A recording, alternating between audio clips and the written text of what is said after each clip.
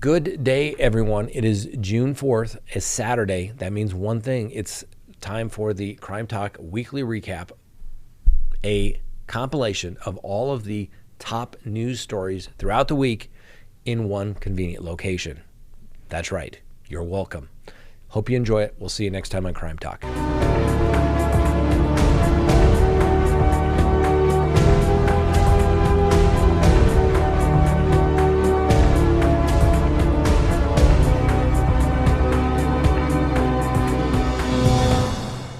Next on the docket, this Murdock case gets more interesting. So according to some court documents filed last week, a bank in South Carolina would often allow the disgraced attorney Alex Murdock to overdraft his account, sometimes in the six-figure range. I mean, your bank lets you do that, right?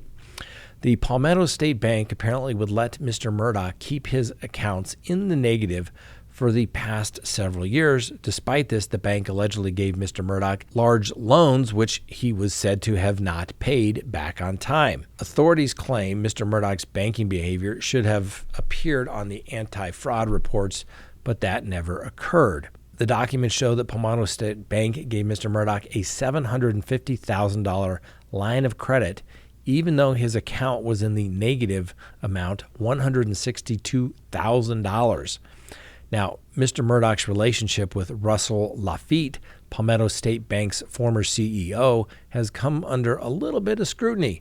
Mr. Laffitte resigned in January before he was criminally charged with 21 counts of allegedly conspiring with the attorney to steal some $2 million. Mr. Murdock himself still remains in custody after being arrested back in October of 2021 for allegedly stealing $4.3 million from the family of his housekeeper, Gloria Satterfield, who died on his property back in 2018. Mr. Murdock was accused of stealing that $4.3 million from an insurance payout from the Satterfield family.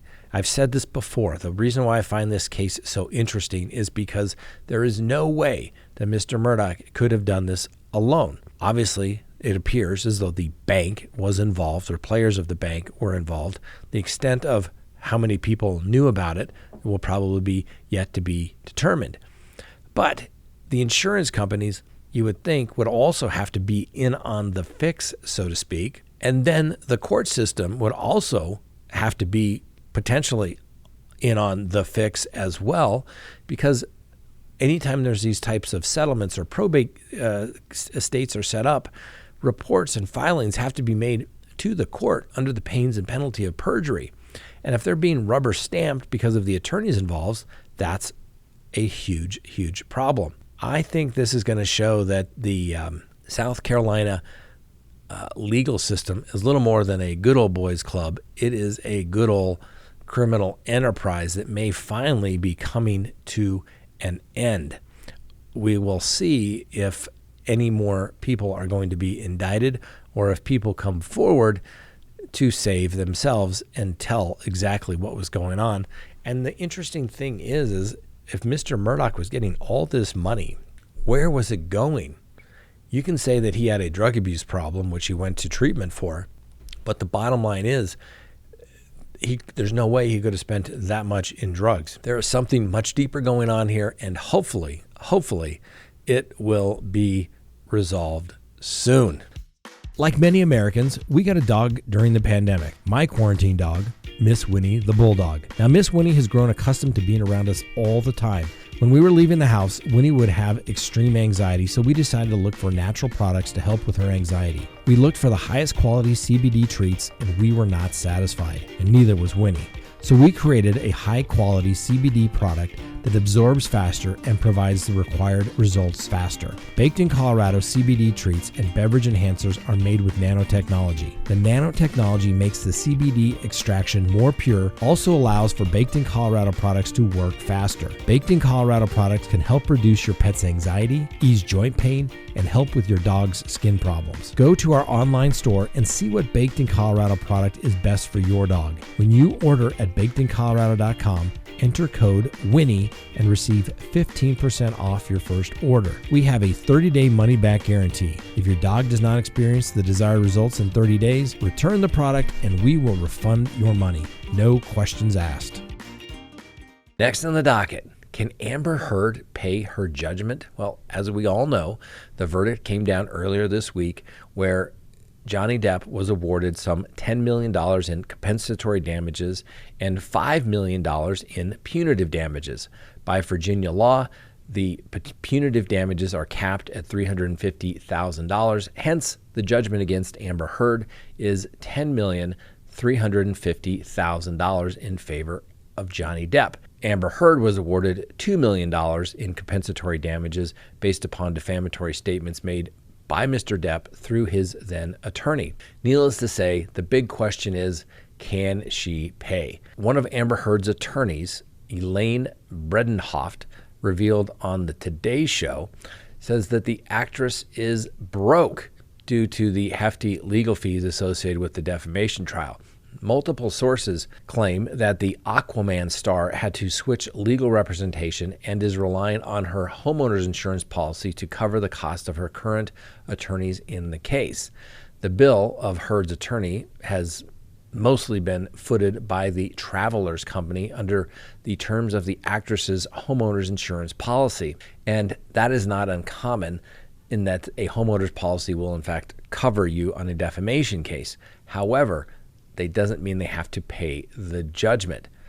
So Heard's estimated net worth is between $1.5 and $2.5 million. She was reportedly paid $1 million for Aquaman and $2 million for the sequel. She also has a 3-bedroom, 3-bath home in California's Yucca Valley that is valued at about $1 million. She purchased that in 2019 for $570,000 via a private trust in the name of her accountant. Heard has also never made good on her promises to donate the $7 million that she received from Depp in their 2016 divorce settlement to the American Civil Liberties Union and the Children's Hospital of Los Angeles. You know, she testified that the donations were delayed because of her legal fees and bills. You know, but it's a pledge. That's almost like paying it. Depp could still potentially claim the money he was awarded by attempting to garnish Miss Heard's wages of any upcoming movies, levy her assets, and even attempt to foreclose and seize her home in Yucca Valley. If she doesn't have the money, then this is an avenue she'll have to pursue. She can also appeal the case. Normally, when you appeal a civil case, you have to post a bond in the amount of the judgment so that basically you can pay if you lose the appeal. And no one's going to post a bond unless they know that they are secure in being able to pay that amount of money if she was to lose on appeal. So if she doesn't have any money, then his avenue while she pursues an appeal is to try and execute on the property that she owns or any bank accounts. If Depp wants to find out where Heard's assets actually are, he could serve her what they refer to as debtor interrogatories, where you summons the debtor to come to court and his lawyer would get to ask her questions saying, what property do you own? What real estate do you own? What vehicles do you own? What jewelry do you own? Any art collections? Anything else that could be used to grab and sell at auction to try and pay down that ultimate judgment that has been awarded in the favor of Mr. Depp. Now, those debtor interrogatories are often very interesting because normally, once those are served, well, the debtor usually fails to show up. Then the court issues a warrant for the arrest for contempt, and they usually set the bond, coincidentally, in the amount of the judgment that is being sought.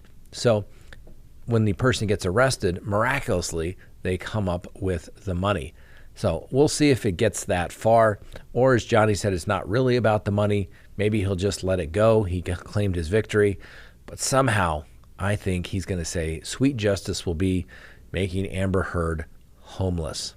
Do you find that Mr. Depp has proven by clear and convincing evidence that Ms. Heard acted with actual malice? Answer, yes. As against Amber Heard, we, the jury, award compensatory damages in the amount of $10 million. As against Amber Heard, we, the jury, award punitive damages in the amount of $5 million.